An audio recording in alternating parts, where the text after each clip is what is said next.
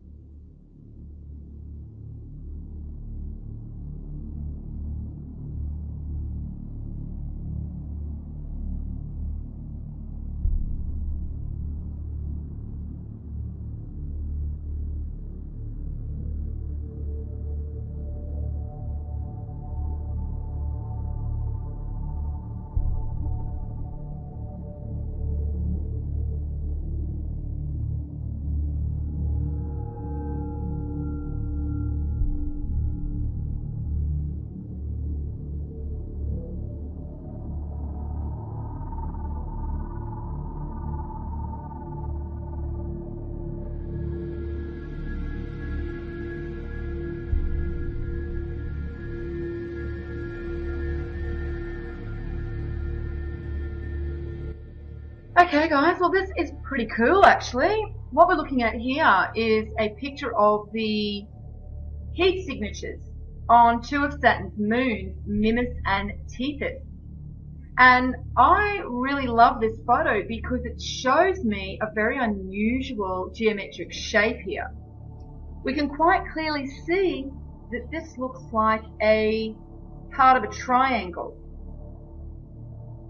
Now, unfortunately, the article in regards to this appears on space.com, which is connected to NASA, and the best they can do is try and tell us that this looks like Pac-Man. In fact, they have mentioned Pac-Man about 20 times throughout this article. Not once do they mention it looks like a triangle, or at the very least, the top of a triangle, or the top of a pyramid. Not once do they mention that it looks like a very unusual geometric shape with very straight lines. They just continually tell us that it looks like Pac-Man. So to me, this really does show me they have nothing but contempt and treat us like idiots. Now, interestingly, the first heat signature here was discovered in 2010, and then they discovered this one in 2011. Now, it goes on to say at the end of the article that the surface oddity was first sighted by NASA's Voyager spacecraft in 1980. But they don't say if it looked like this, they just say that it was an oddity. They don't say if it's changed since when they first saw this in 1980. They don't tell us whether this heat signature has been experiencing a lot of differences during the times that they have first actually seen this. So, you know, once again, we don't get very much information from NASA at all, but really we shouldn't expect anything, you know, more from NASA. They are the mouthpiece of these government agencies. But anyway, I thought it was very interesting, this shape, because as soon as I saw this shape, I actually didn't see Pac-Man. What I saw was what I've been seeing on the Sun, these triangles. So I find it really interesting that this geometry seems to keep turning up again and again. And, you know, we also see that at one of Saturn's poles, there's a hexagram. So once again, we see this very unusual geometry with Saturn. So you think that that would actually rate a mention with NASA? Obviously it doesn't. Now I just wanted to show you this really unusual correspondence to one of Saturn's moons, this one here, Mimas, and George Lucas's Death Star. And the reason that I find this really interesting is, one, they do mention it in the article, but two, now that we're starting to see that there is a definite connection between people that are very creative and their ability to tap into universal consciousness, I think we should start paying attention to a lot more of these very creative types of people and what they were relaying to us.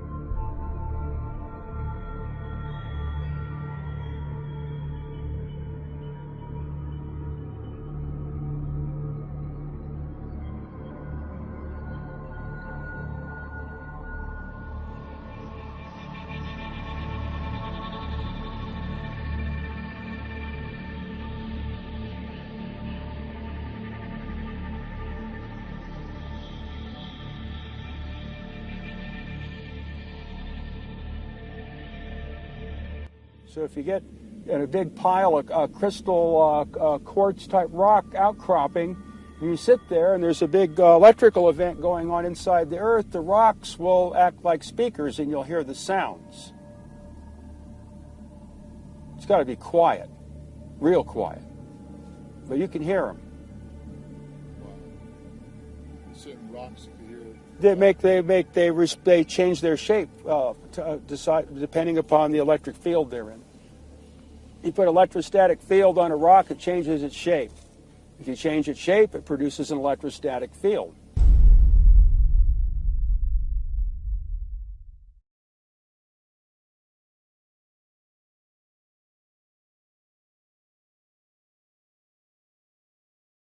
Okay, so you're standing there, and what have you noticed?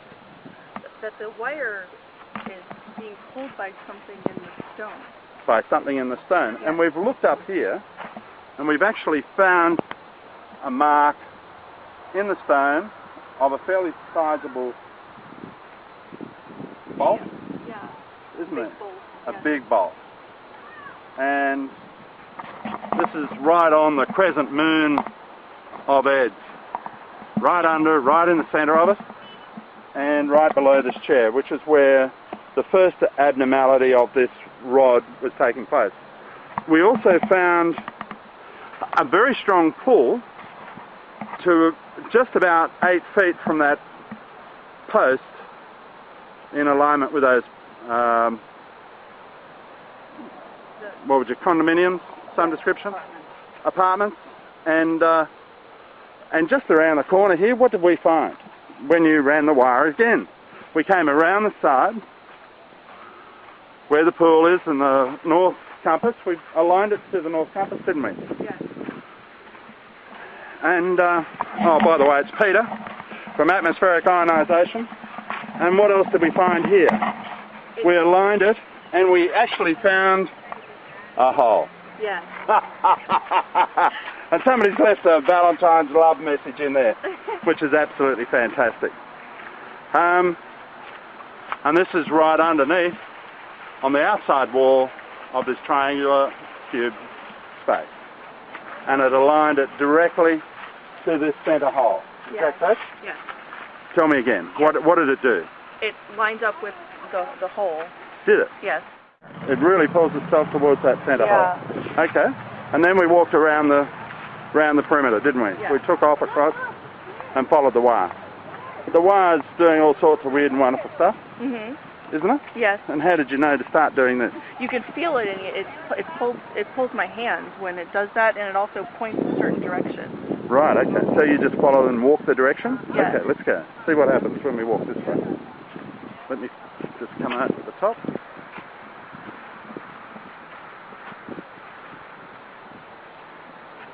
And it's turning again. Yes. Oh, really? Oh, isn't that interesting? Same location. Let's keep going. Right the way around. It hasn't straightened up yet. Yeah, it's still pointing back towards that. Is it? So it's a very strong pull? Yes. Okay, so now it's letting itself go. Is that correct? Yes. Okay. It's not. And it's now aligning itself. Good? Yes. Yep. And turned away or turned around again. Hold it way out in front of you again, but it's pointing towards water. Okay. So we know that. Keep walking. Right the way around. Just want to see what happens when we go right the way around the other side. Just I'll relax your arm down a little bit. Just bend your elbow back towards you. Yeah. And just let it sit out there. Okay, I'm just going to walk in front of you. I just want to come, follow me. This is the quarry.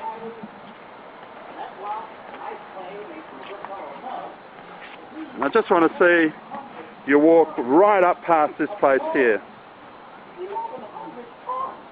And just follow the wire. Did it push away? It did just displace it. Oh. It is. Okay, Yeah. just go back and follow the wire.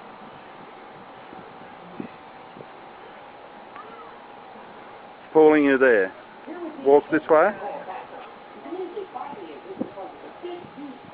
And now there. Yeah. Stop, look down. Oh. I wonder what that is. Wow. Looks like an earth pin that Ed put there. This was his original, or possibly one of the original posts that he used to ground and make a mark for. Oh, wow. Oh, by the way, if we look up, we get an alignment with the north. See that? The North Polar Star, right back over this way. Yes. Okay, so he lined that up with that as well.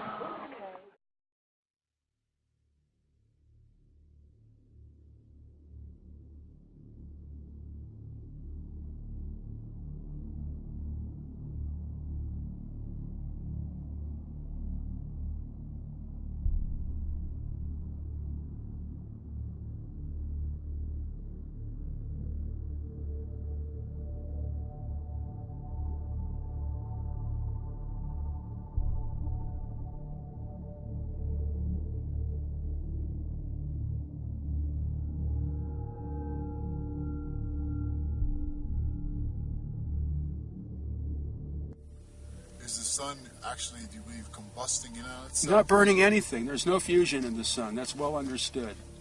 Prove it. Yeah, well, there's just not a way to prove that there is any. It's only in the flares that you get fusion. That's where all the X-rays. The flares, the arcs, and the X-rays, and the microwaves, and whatever result of fusion in the arcs. There's no fusion in the sun. They don't know how the sun works. Why do you, what's special, how does the sun make light? It's a transformer. Transforms from some other dimension. It's not burning anything. It doesn't have to. It's a converter. Of what? I don't know. Nobody knows. But that's what it does. That's the only thing it can do, because that's how everything works. Transforming from another dimension? Yeah, you could say it's taking energy from another dimension, counter space.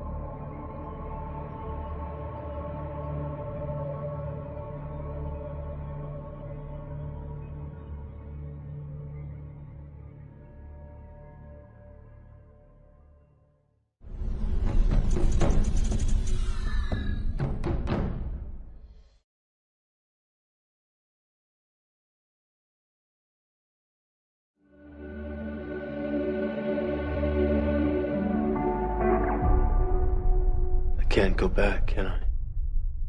No. But if you could, would you really want to?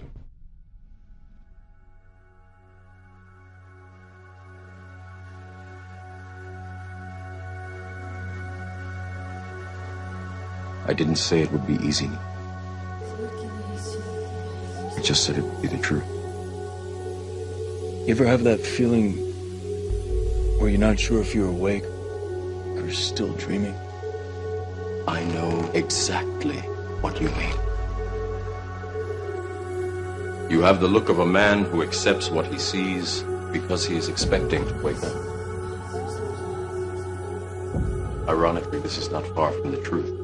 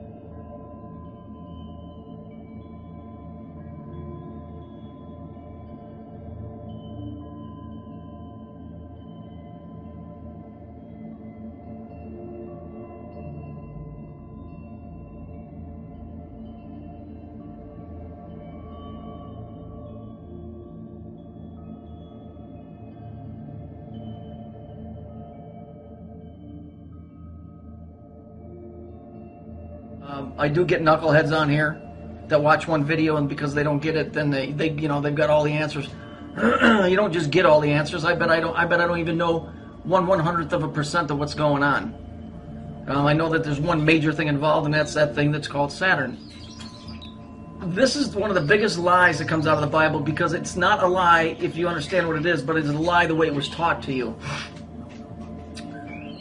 You're told, for those of you that are churchgoers, and for you of those who aren't, you'll know what the word is. Sin, S-I-N. The word sin is supposed to mean that you're bad, and that because you're sinful, God can't have anything to do with you. Well, the word God refers to the planet Saturn. It does not refer to the Creator, who stands above the one that men have called God, which is the planet Saturn. The word sin comes from it's from physics. It's used in quantum physics. What is quantum physics? Quantum physics has a very old, ancient name, and that name is Kabbalah. I'm a theoretical physicist, and I like to say that I walk in the footsteps of giants like Albert Einstein and Niels Bohr. I'm not a philosopher. However, I am rather dazzled by the fact that many of the basic mysteries that we find in string theory and the theory of everything seem to be mirrored in the Zohar and in the Kabbalah.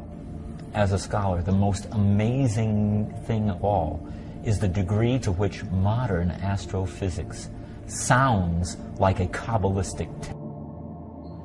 Albert Einstein, when he was creating the atomic bomb or writing up the theory for it to work, used Kabbalah. Came up with E equals MC squared. You got what? Five symbols that equal volumes of information. These are lies that have been perpetuated. People do not understand that the Old Testament is written in code. And I'm not talking about this bullshit Da Vinci Code crap. I'm talking about actual code as in, high-level physics. Okay? The word sin, S-I-N, comes from the word sine, S-I-N-E. If you look at that, this is a sine wave. Yeah? It's a sine wave. The straight line that you're seeing, that's called linear time. That's going from your birth to your death, okay? The wavy line, that's a sine wave, okay? That's a sine wave. Bear with me. The word sine in physics is abbreviated as sin, okay? Now, there is another wave,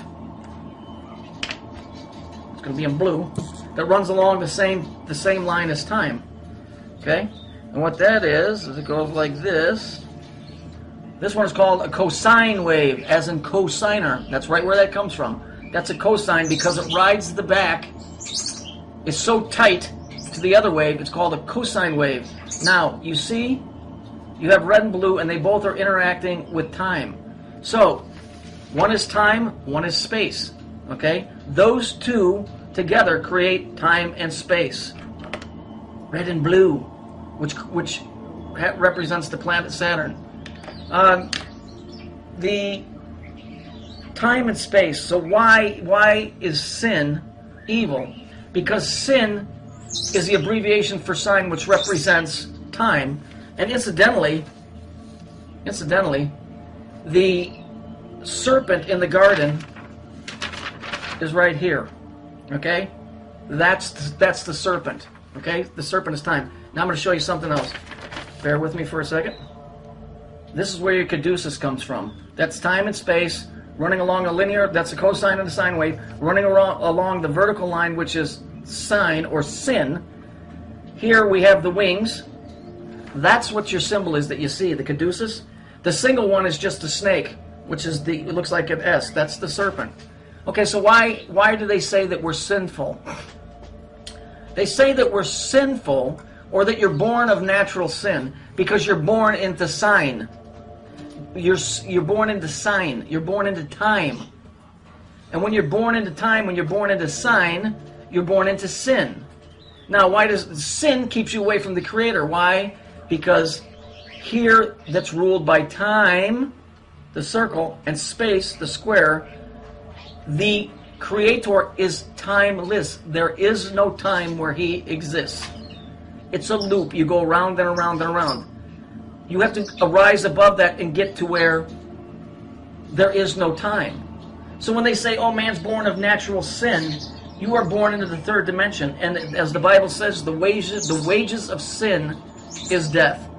When you're born into the third dimension, you live in the third dimension, and as we all know, time, given enough of it, destroys everything. Okay? That's why in Revelations, the beast is Saturn, because it regulates time. Given enough of it, it will kill you, your friends, your pets, destroy, rust, break down everything in the third dimensional level. And death is always associated with sadness and wailing and gnashing of teeth. Because, see, they took a story of physics and they twisted it and it came up with a bullshit story that some broad, you know, running around in her birthday suit, you know, giggling and ate an apple she wasn't supposed to. The tree of life that they're referring to in Genesis is the Kabbalistic tree of life. First of all, the Old Testament was never supposed to be in your possession. The Jews did not want that out because those stories are coded stories that are written in high physics. All the Old Testament is stories about reflections, light waves, atomic weights, dates, what else? Vibrations, mathematical codes that are what that thing up in the sky creates, that makes the reality that we live in. Okay, let's watch the graph here. You see how it goes round and round? You see the green? Okay, you see that's the serpent that's in the Garden of Eden. Okay, you see it? You see how that's sine wave? See that? Okay, you see how that works?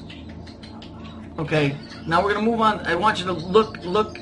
I want you to look at the equation, and this is going to explain to you why I know that this is bullshit out of the Bible, what they're talking about. The Bible is not bullshit, but with the way that they crafted the story and made you think of something else is. And on top of that, when you're trying to explain physics to a guy, you know, that doesn't understand physics, you have to use other means, and that's why they use the story of the Garden of Eden.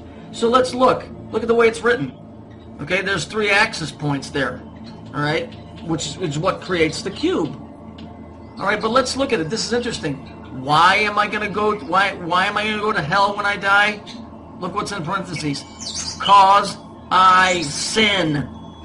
You see, they just crafted a story from physics, and they did that because back in the old days, like I said, in order to get the message across to somebody, you put it in a story form. Okay, this is what this is all about. There's no doubt in my mind. Just, okay, here we have a woman with an hourglass, yeah? Okay? She's got her arm resting on a skull, which represents death. The thing that's above her head is called Oribus. It's a snake biting its tail. Okay? That represents Saturn. Okay? All halos that you see represent Saturn. All circles, the earrings that you wear, women, those earrings are a representation of time, and it comes out of Babylonia. It represents Saturn. Same thing with your wedding ring. This is obviously a picture from a society called the Rosicrucians, which is, I guess they're kind of like Masons. That's why she's holding a rose. But the hourglass and the Oribus above her head. So this is basically telling you that Eve, okay, the story of Adam and Eve, it was time. That was time. It wasn't a serpent as in a snake. It was a serpent as far as time. A sine wave. Okay? All right. You see it go around and around? You see the red colors? Red, yellow, blue, green? That's a time cube. But if we look at it, look how it's split into 4 sections. The circle is, right? Okay. Let's see where we've seen that before. There you go. There it is. You see it's on top of a church. It represents time and space. It has nothing to do with Jesus Christ. It has nothing to do with saving your soul. It has everything to do with a business. The 503, it's a government code. Churches don't pay taxes because it's nothing more than a government installation. And pretty much that's all that I really wanted to show you guys today.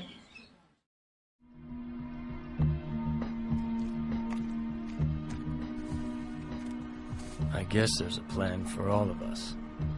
I had to die. Twice. Just to figure that out. Like the book says, he works his work in mysterious ways. Some people like it. Some people don't.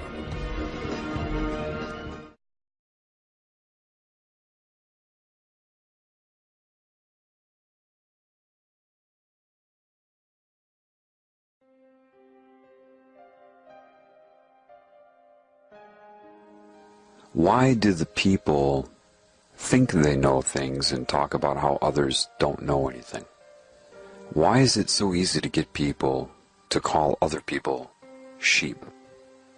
Is that not just the new underground pop thing to say? You have homophobia, this could be sheepophobia. Everybody calls everybody else a sheep. They talk about how they're awake. People believe that if they watch a 6-hour video by David Icke, or watch Endgame by Alex Jones, or study the Illuminati online, they believe that after doing so, that has anything, in any way, to do with being awake. They believe it. I'm not kidding. They can't get enough. Addicted to posting their opinion in a forum. Chasing that white rabbit everywhere it goes. And they call themselves awake because the system wants you to call yourself awake. It loves that. Cockiness, arrogance, and hating other people. And as you're sucked into this, it is consuming you and you don't know it. You don't even realize it. You just prefer to be able to call people sheep. Perhaps subconsciously you resent that you were called a sheep. You want to be able to say it too. The naivety with that is that you don't know anything that they know. And they know you don't know it. You're not hurting their feelings. You're making them laugh at you. Because you're eating up mostly propaganda that they have distributed. Calling yourself awake and pointing your finger at them, and you are hardly enabled to deal with them or even your own self. John, tell me why. John, give me. John, tell me another answer, please. And can you answer this question for me? And what's your opinion on that? You owe me a response. I owe you a response? How much am I getting paid to do this? Oh, that's right. Nothing. I couldn't even count the number of people that have declared being awake to me. Couldn't do it. People are very easily controlled.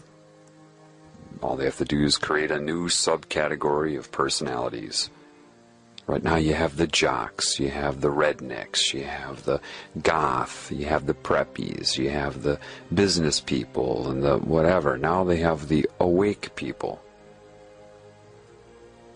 The reason nobody knows anything can only be explained to you by a metaphor, of course. In this realm, you can only use metaphor. Think of the difference between a broadband connection and a 56K connection. Now, there are people that know what is occurring in this reality. Many of them joined secret societies. So it's not that they have knowledge, it's just that they have acquired information. They went in reverse. You see, true knowledge is true knowledge. Those with understanding understand what I just said, those without don't. It's pre-symbol. A symbol is no different than any expression, a song, a picture, a sound, a look, a touch. A symbol should be the result of knowledge. The understanding, the awareness, and then you have the symbol surface. Having somebody learn symbols and then distributing a very strategically limited amount of meaning to that person does not give them knowledge. They perceive that they're getting knowledge. For example, I could say the word gum to some bubblegum popping dizzy-minded cheerleader, and the only meaning that she may come up with when she hears that word is chewing gum. I could say the same word gum to somebody else and they may think chewing gum, but they could also think a gum tree or the gums around your teeth. Could say it to another person, they'll think chewing gum, a gum tree, gums around your teeth, but maybe they're thinking even deeper. Maybe they have a deeper understanding. Metaphorical comparison to other things. Gummy substances used in construction. Maybe molecular assessment. I only used one word, a phonetic symbol, written if you're looking at it. The meaning transferred by using that symbol is directly dependent upon who is receiving the information. If it's the cheerleader, she's only going to get a very limited amount of understanding, just enough to communicate. The line by Gene Hackman in the first Superman, some people can extract the secrets of the universe just by looking at the ingredients on a chewing gum wrapper, is absolutely correct. What that means is you can get a lot of information just by being aware. The creases in the paper, the spacing between the letters themselves, the space around the letters, all the nuances. Now, unfortunately, I have to say that this is a metaphor, okay? A metaphor. That does not mean that you should go and try to learn as many meanings as you can for each word that you know. That would have nothing to do with anything. That was just a metaphor that I used. If you think of a symbol, and you look at maybe the shape of the number 6, you can be told what that means. But perhaps if you're bathing in knowledge and awareness in life, suddenly you have an understanding, and then a symbol like 6 comes up. Maybe you think of getting caught in a tumor and you come in but you can't get out, and you're caught in a vortex, a circular cyclic existence. Getting in, not getting out. Something like that, you know. What they do to you early is they show you all the symbols and tell you what they mean. And they don't tell you completely what they mean, of course. They tell you what they want you to think they mean. Why? Because what is the true purpose of being? If you're not extracting meaning from your path, from your experience, deriving meaning from it, in creating expression, the expression would always be the symbolic. A picture, a touch, a kiss, anything, an image, right? If you're only copying what they've told you things mean, and replicating what they've told you to use them for, and how to use them, how to speak, how to think, what means what you're supposed to do, what the meaning of your life is. If you allow yourself to be told what the meaning of your life is by something in your objective reality, somebody else, what is your purpose other than to be a slave? Forget about laws and politics, that's all bull. That's only a result.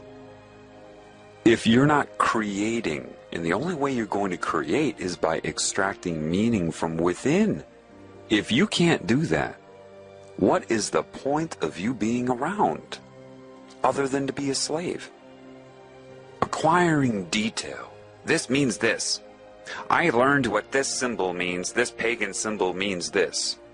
What do you mean you learned? Did you look it up? Were you told, or did you read what it means?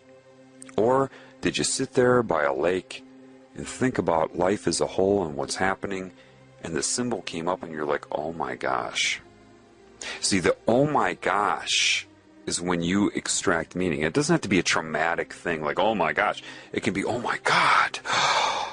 That is the sign of a creative. Somebody that's always in their mind like, I get it, oh my gosh. And you want to tell the whole world. Because you've just created, you've extracted meaning from within.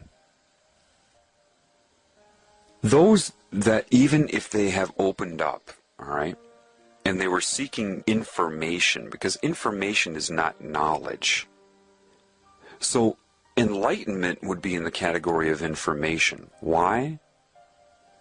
Because as it's sold, as it ends up being, all you're doing is changing your perception of reality, just seeing other templates of symbolic expression. There are no answers there if you're depending upon anything you experience to give you those answers. So in truth, if you have the meaning inside and you come up with symbols and you see them in your objective reality, maybe somebody else came up with it too, you have an understanding, an immediate understanding. Sometimes that can be faked or replicated. Somebody's been indoctrinated into a system where they had to learn specific meanings to symbols, and so one who is in the know, one who has knowledge may run into somebody like that and the person may have learned enough so that you have an understanding. But the person that learned it will still look at you, if you came from within to know, in a way that they're curious. How do you know?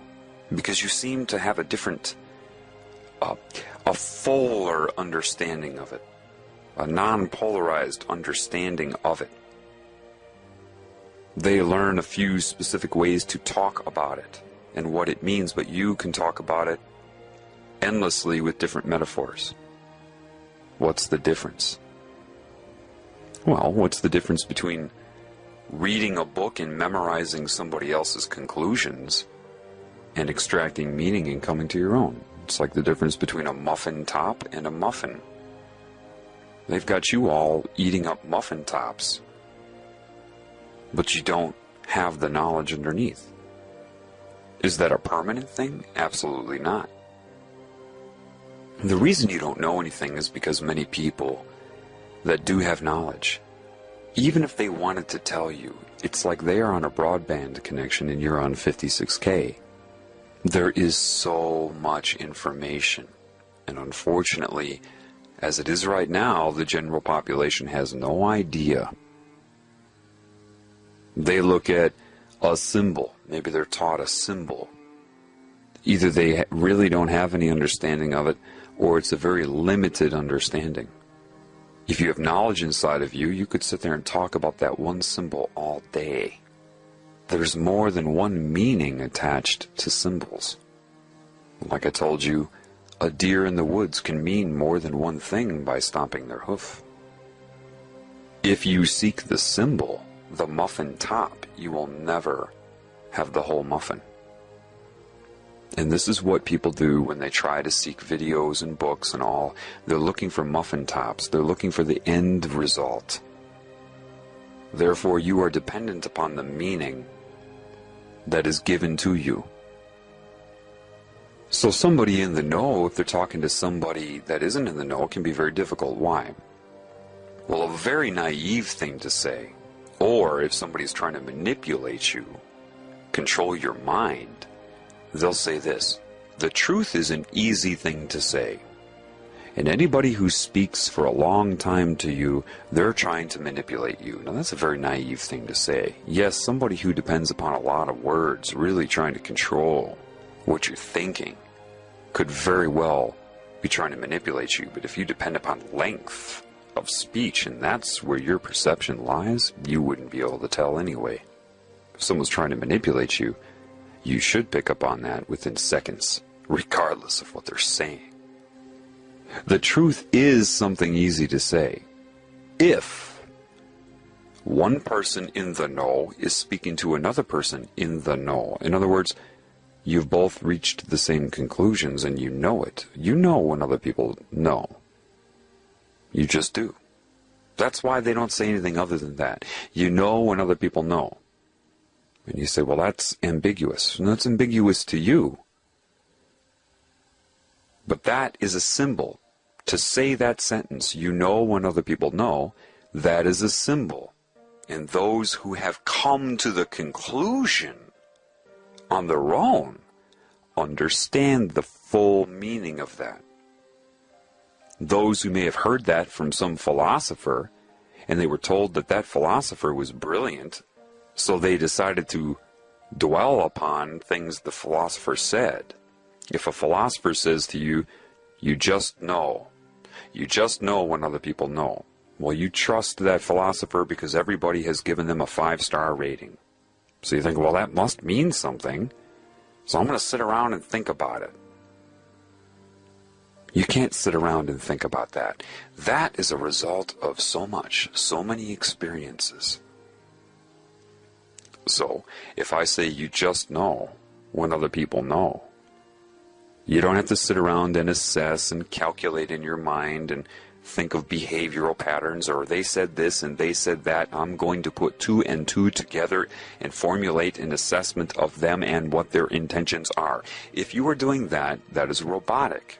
It's nothing against you. If I were against you, I wouldn't be trying to help. It's the conclusion that matters. if you reach it on your own, because a conclusion is a symbol. It is a symbolic representation, the quote, the conclusion, that has so much attached to it. All of your experiences that tie into the conclusion. How do you extract meaning? Well, perhaps you have an experience. It could be a social experience, it could be anything. And that experience is finished, and that means nothing to you. Then you have another experience, and you see that it's different, but there's something similar to that other experience.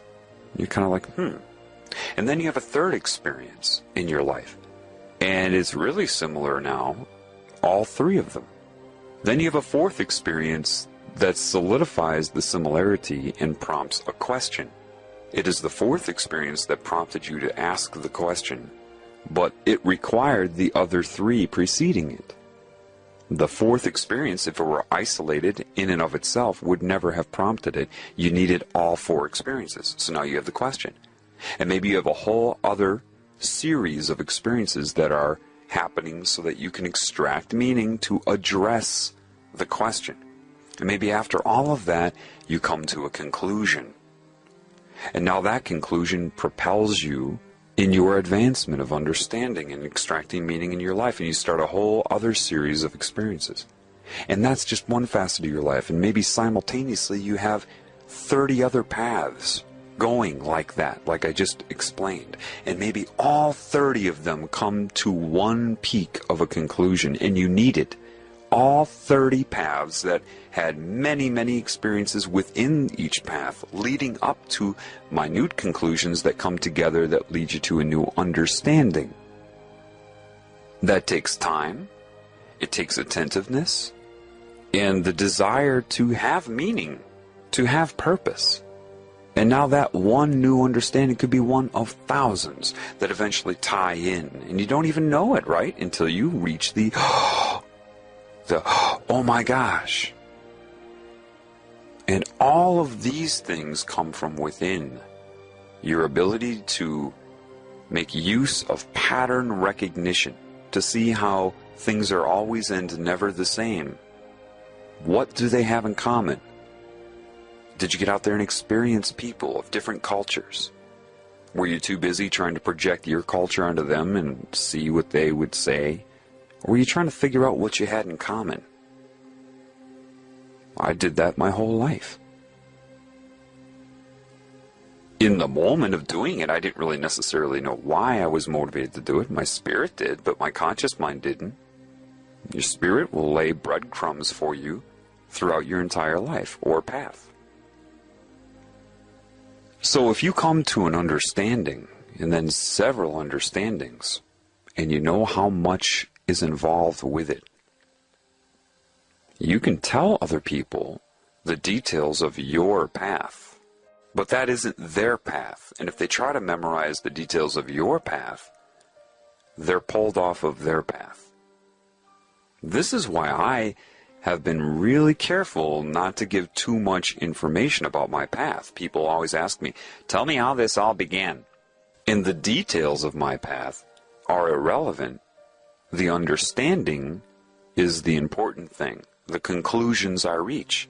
And I can share conclusions with you to motivate you.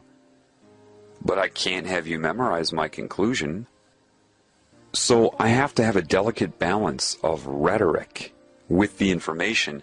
And the information is not volumes of information. It's enough to make my point clear. It's enough to show you that I've learned. But I don't want you to memorize the details of my life. One who really cares for you will be attentive to that. And the idea of indoctrinating somebody with an oath is absolute evil. Why? Because they're declaring they do not want you to be a creative being and extract your own meaning. You will go through steps in which they will spoon feed you meaning. And because it's more meaning than you had before, more knowledge, you're really impressed by it. You think you're actually getting something. You think that you're being empowered.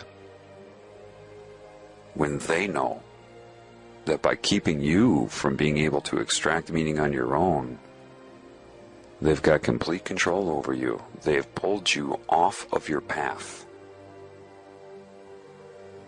But if they did that successfully, you would never even have thought of that, now would you? Because you won't extract your own meaning, you see? Nevertheless, somebody with a lot of knowledge, if they're on a broadband connection and they're speaking to somebody in a 56K connection, it's anything but easy to tell the truth. Like I said before, one in the know can say the truth very easily to another in the know. If one in the know is speaking to an individual that is not in the know, saying the truth is anything but easy. Why?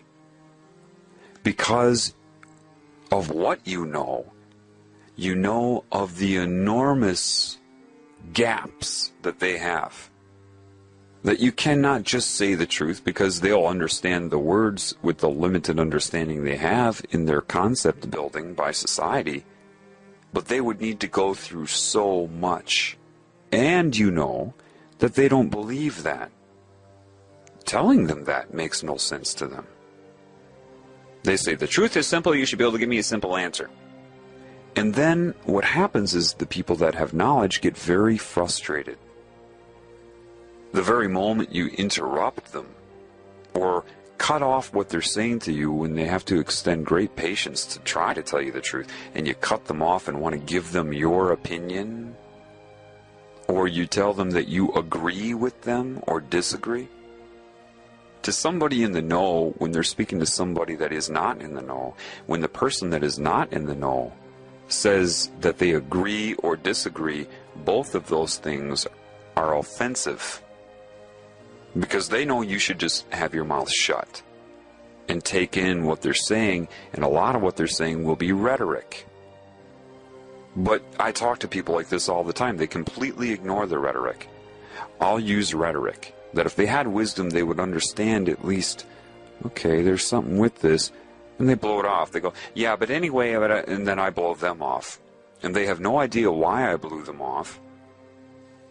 Or people will just bombard me with questions.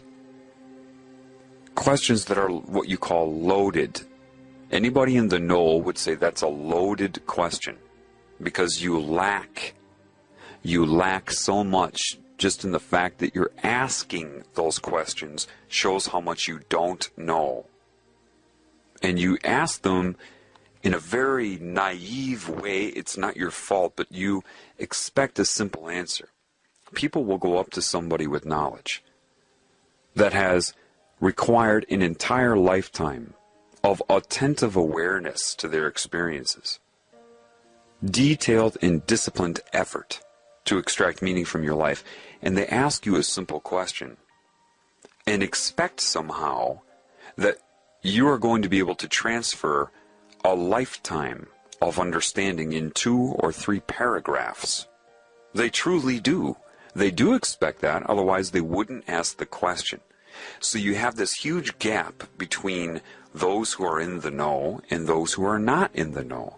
Those who are not in the know do not know they're not in the know because of how they have been taught to think. They have been incorrectly instructed in their thinking process itself. They have been taught to look outside of themselves for answers.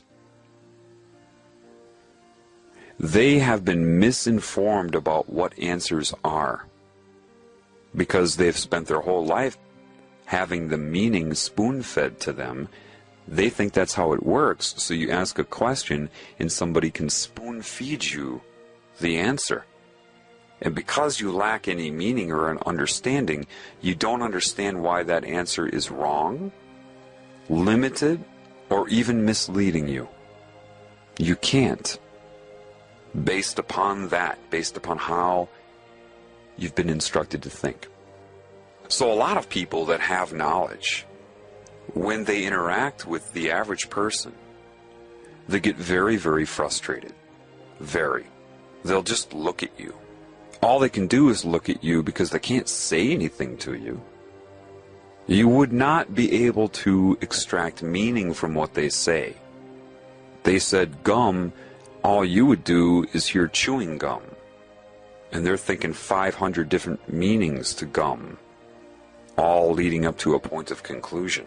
If you lack that, it's a waste of time to tell you anything. This is why, when you hear someone tell you that you cannot be told the truth, this is why.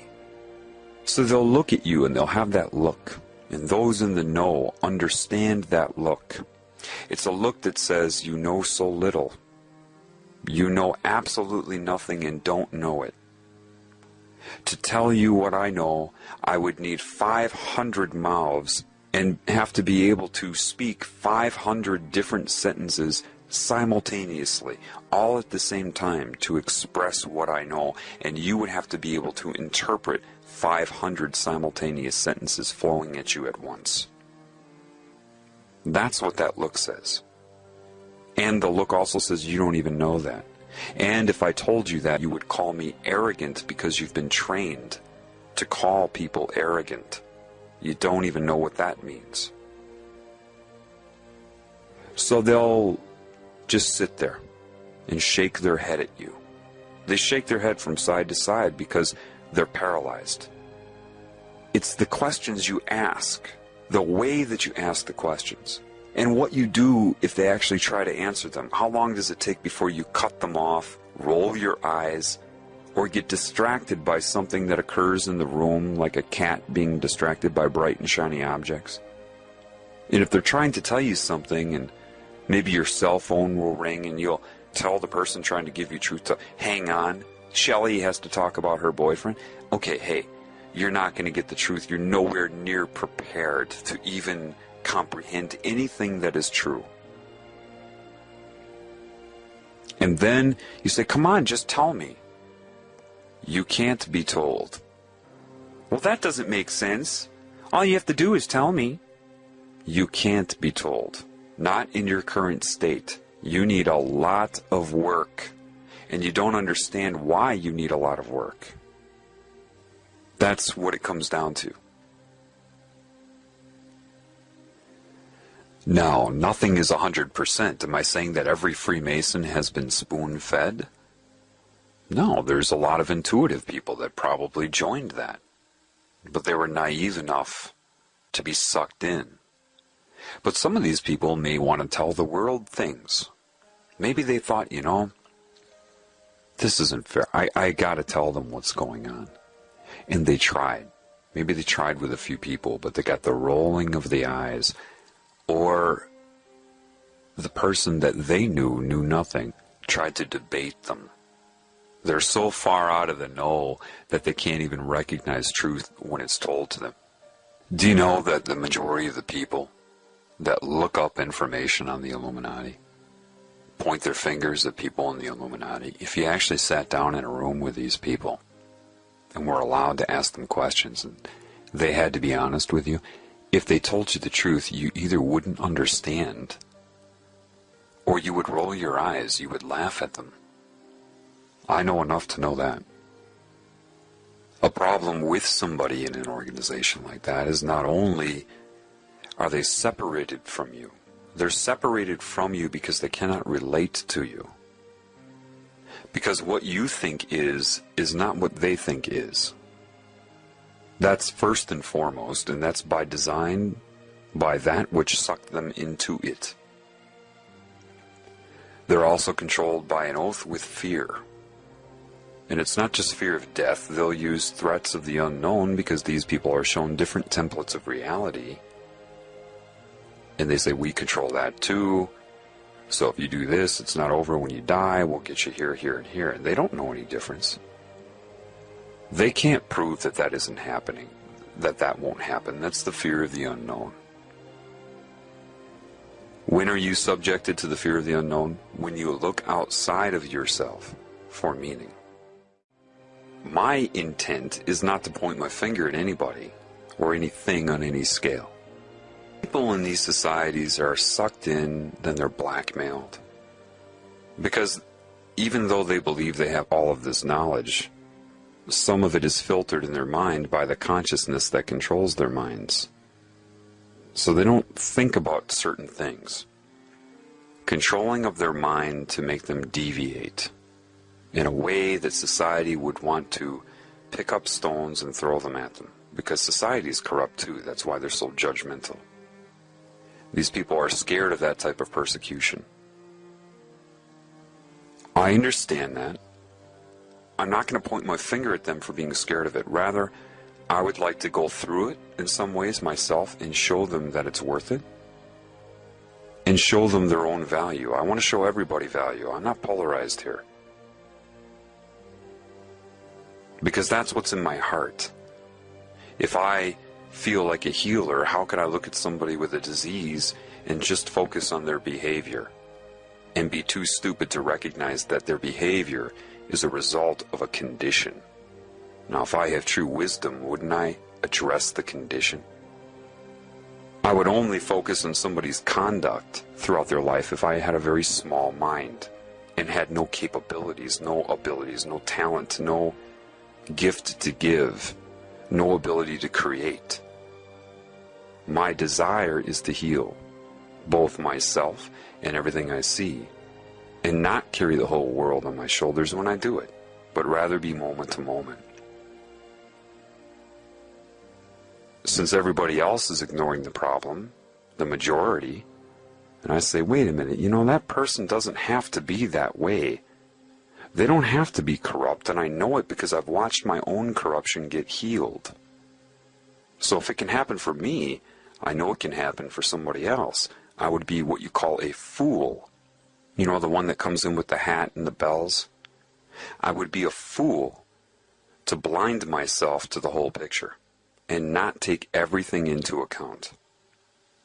That includes my own behavior, my own path. Because that's where I'm going to get any knowledge from anyway.